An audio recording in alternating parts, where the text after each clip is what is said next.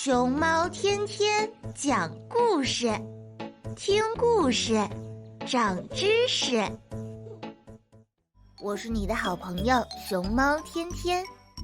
今天呀，天天要给你讲一个藏在地下的公主的故事，小朋友可要认真听哦。从前有个国王，他为女儿建了一个地下宫殿，然后把建筑师都流放到世界各地，并把女儿关在里面，派信使昭告全国，谁要是能找到国王的女儿，谁就能娶她为妻。许多年轻人都试图找到公主，但是全都失败了。之后来了一个英俊又聪明的年轻人，渴望试一下。他首先找到一个牧人，请牧人给他一件长着金羊毛的羊皮。他钻进羊皮装成羊，并来到了国王跟前。国王见到了长着金羊毛的羊之后，问牧人：“你能把这只羊卖给我吗？”牧人说：“不行，如果您要是喜欢的话，我乐意借给您3天，不收钱。3天后您必须还给我。”国王答应了，他站起来，打算把羊带给自己的女儿看看。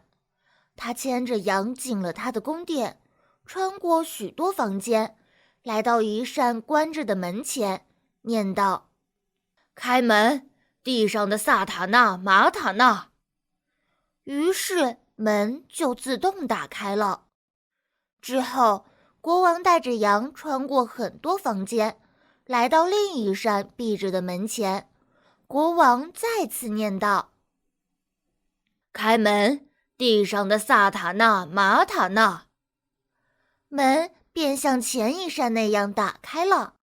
他们进了公主居住的房子，那里的地板、墙壁和天花板全都是银的。国王把羊交给了公主，这令她非常高兴。公主轻轻抚摸着羊，和他一起玩耍。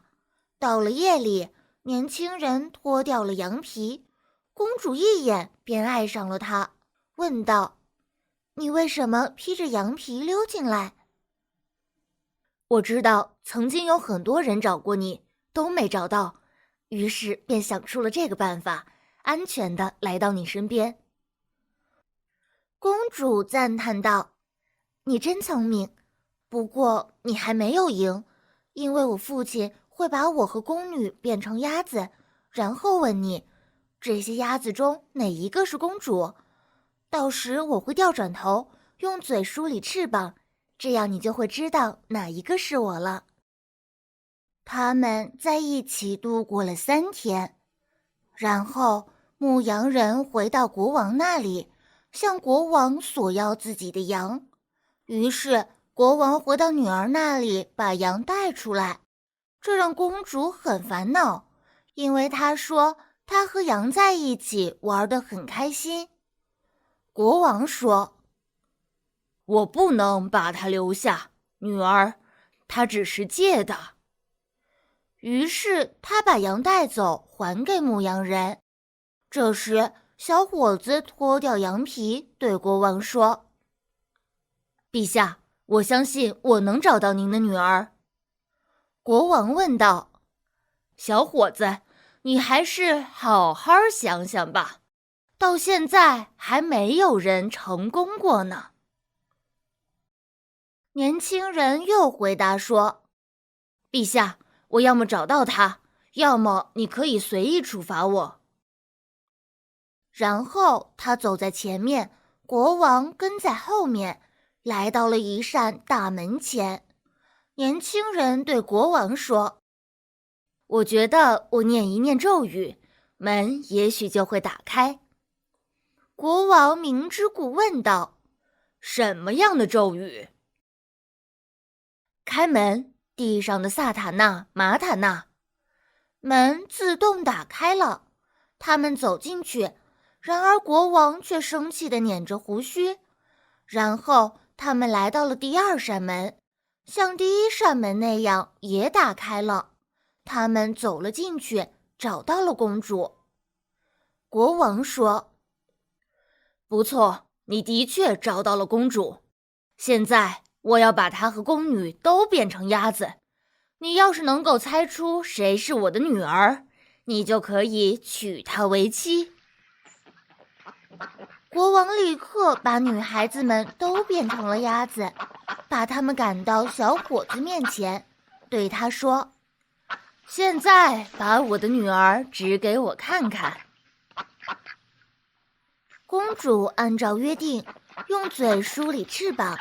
小伙子然后说：“那个梳理翅膀的就是公主。”国王终于没有办法了，只好把女儿嫁给小伙子为妻。从此，他们幸福地生活在一起。好了，小朋友，今天的故事就讲到这里啦。这个年轻人不像其他挑战的人那么鲁莽和冲动，他提前准备了一个可行的计划，并耐心地根据计划一步步执行。这说明呀，遇到问题时要多思考才能成功。小可爱，晚安，祝你做个香香甜甜的好梦。